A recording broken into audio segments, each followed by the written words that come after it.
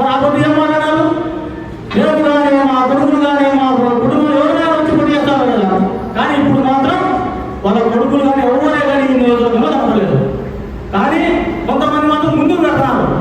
ఏమన్నా మీరు ఆ పొద్దు మీరు అన్ని డైలాగ్ వేసి మీరు 5 ఏళ్ళ అధికారం చెలాయించి ఈ పొద్దు అమాయకులను పని చేస్తున్నారు ముందు పెట్టి. మేము కూడా ఆ పొద్దు మేము స్థానిక సంస్థలో మేము మున్సిపల్ నామినేషన్ ఎంత చేశారు? ఒక్కొక్కరు నామినేషన్ ఏం ఇచ్చారు మమ్మల్ని? ఎంత డైలాగ్ నామినేషన్ వేసాం? ఏం మాట్లాడాలి మీరంతా? నామినేషన్ వేస్తే కాళ్ళు చేతులు ఇచ్చుతాం. ఎవరైనా మా మహిళా కౌన్సిల్ ఎవరైనా కానీ నామినేషన్ వేసకపోతే ఏం మీరు వేస్తారా నామినేషన్లు? మీరు పోయినా చూడండి మీ మొగ్గులు ఎవరుంటారో మీ తాలి కూడా ఎన్ని డైలాగ్ మాట్లాడారు. మరి ఇప్పుడు వాడు చెప్పినట్టుగానే కదా మరి మేము అదే విధంగా ఉండాలా? ఎందుకంటే మాకు కూడా సీమరక్తం ఉంటుంది కదా. మరి మేము అదే డైలాగ్ ఉండాలి కదా. మరి మేము కూడా చెప్తున్నాం వాళ్ళ వాళ్ళు రండి, కొడుకులు ఉన్నారు, కోడలు ఉన్నారు, మేడం గారు ఎవరో వచ్చి ముందు నిలబడి పోటీ చేయమండి. ఏం లేదు. ఈ నియోజకవర్గంలో అమాయకులుగా ఉన్నటువంటి కార్యకర్తలు బలి చేస్తున్నారు. ఎన్ని చేసినారయ్యా? మేము చెప్పుకుంటా పోతే ఈరోజు వచ్చి మేము చెప్పుకుంటున్నాము. మాకు జరిగిన అన్యాయం చెప్పుకుంటా పోతే ఒక్కొక్కటి ఎస్టీవీ ఉన్న దగ్గర పని చేద్దామంటే ఎస్టీవీ ఉన్న దగ్గరకు వచ్చి మమ్మల్ని కొట్టి పడేసంగా మమ్మల్ని ఆరోపించుకొని హాస్పిటల్ మా సార్ పంపిస్తారు. ఇంకా దానం వచ్చి చెప్పాలంటే ఎవరికైనా కానీ రాజకీయంలో కుటుంబం జోలికి పోరు. మామూలుగా ఎవరైనా కానీ ఎంత పెద్ద రాజకీయ నాయకుడు చిన్న నుంచి పెద్ద నుంచి కానీ ఇంట్లో ఉన్న ఆడవాళ్ళ జోలికి ఎవరైనా పోతారయ్యా? కానీ నా విషయానికి వస్తే మా నాన్న లేడు, మా నాన్న చనిపోయినాడు. నాకు ఒకవేళ చెల్లెలు ఉంది, చిన్న చెల్లెలు. ఆ చెల్లెలు నాకు పెళ్లి చేయాలి, నా బాధ్యత ఉంది. పెళ్లి చేసేది పెళ్లి డబ్బులు పెట్టుకున్నాం పత్రికలు. కానీ ఇతను ఏం చేశాడంటే పెళ్లి కూడా చూడుకోకుండా నా పైన ఒక అమ్మాయి పైన కేసు పెట్టించి జైల్లో పెట్టించాడు ఆయన. మా చెల్లెలు పెళ్లి ఆపేయాలని ట్రై చేసినాడు.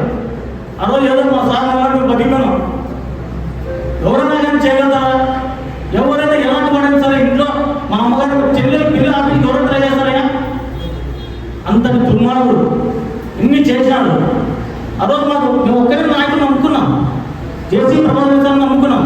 ఈరోజు ఆయన లేకపోతే దాంతో చెప్పాలంటే నేను కానీ మా అమ్మగారికి ఎవరైనా కానీ నిజంగా ఓపెన్ చెప్పడం ఆయన లేకపోతే ఇంకా మేము అందరం ఆత్మహత్య చేసుకొని వచ్చిన పరిస్థితుల్లో ఉన్నాము.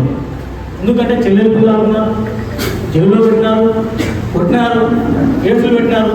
ఇన్ని పెట్టాము ఇంకా మేము భయపడలేదు. ఎందుకంటే మాకు నాయకుడు ఉన్నాడు. మేము ఎంతవరకైనా పోరాడతాం. మాకు నాయకుడు ఉన్నాడు.